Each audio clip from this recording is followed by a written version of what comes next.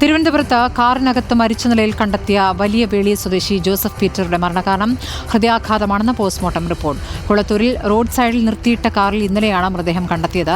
മൃതദേഹത്തിന് 3 ദിവസത്തെ പഴക്കമുണ്ടായിരുന്നു.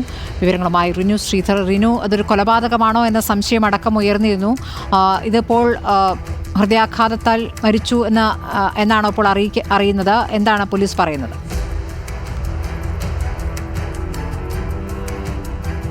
സ്മൃതി, ഇന്നലെ രാവിലെയാണ് ഈ കുളത്തൂരിനടുത്ത് ദേശീയപാതയിൽ ഇത്തരമൊരു കാറിനുള്ളിൽ ഒരു മൃതദേഹം കാണപ്പെടുന്നത്. വലിയ രീതിയിലുള്ള ദുർഗന്ധം വമിച്ചതിനെ തുടർന്നാണ് നാട്ടുകാർ അറിയിച്ചതിനെ തുടർന്ന് പോലീസ് സംഭവസ്ഥലത്തെത്തുകയും തുടർന്നുള്ള അന്വേഷണത്തിലാണ് ഇത് വലിയവേളി സ്വദേശിയായിട്ടുള്ള ജോസഫ് പീറ്ററിൻ്റെതാണ് എന്നുള്ളത് മനസ്സിലാകുന്നത്. തുടർന്ന് മൃതദേഹം അവിടുന്ന് മാറ്റുകയും ചെയ്തു.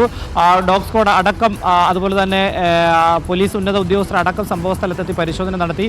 ആദ്യഘട്ടത്തിൽ അസ്വാഭാവികത തോന്നിയെങ്കിലും വൈകുന്നേരത്തോടുകൂടി അസ്വാഭാവികത ഇല്ല എന്നുള്ളൊരു നിഗമനത്തിൽ പോലീസ് എത്തിയിരുന്നു. അപ്പോഴും മരണകാരണം എന്താണെന്ന് വ്യക്തമായിരുന്നില്ല.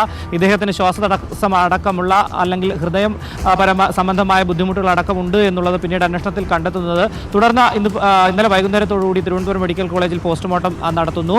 ഇന്ന് ഇപ്പോൾ പോസ്റ്റ്മോർട്ടം പ്രാഥമിക റിപ്പോർട്ട് ലഭിച്ചു എന്നുള്ളതാണ് പോലീസിൽ നിന്ന് ലഭിക്കുന്ന വിവരം. ഇതിൽ ഹൃദയസ്തംഭനമാണ് മരണകാരണം എന്നുള്ളതാണ് വ്യക്തമാകുന്നതായി തുമ്പ പോലീസ് അറിയിച്ചിരിക്കുന്നത്. ഇന്നലെ തന്നെ ബന്ധുക്കൾക്ക് മൃതദേഹം കൈമാറുകയും ചെയ്തിരുന്നു. ഇദ്ദേഹത്തിൻ്റെ അതായത് 3 ദിവസത്തോളം മൃതദേഹത്തിന് പഴക്കമുണ്ട് എന്നുള്ളതാണ്. 3 ദിവസം മുമ്പ് തന്നെ ഭാര്യയും മകനും വിദേശത്തേക്ക് പോയിരുന്നു. അതിനുശേഷം തനിച്ചായിരുന്നു ഈ ജോസഫ് പീറ്റർ എന്നുള്ളതാണ് ലഭിച്ച വിവരം. എന്തായാലും അദ്ദേഹത്തിൻ്റെ മരണത്തിൽ അസ്വാഭാവികത ഒന്നും തന്നെ ഇല്ല എന്നുള്ളതാണ് നിലവിൽ ലഭിക്കുന്ന വിവരം. സ്മൃതി. ശരി, റിനു ശ്രീധറാണ് വിവരങ്ങൾ നൽകിയത്.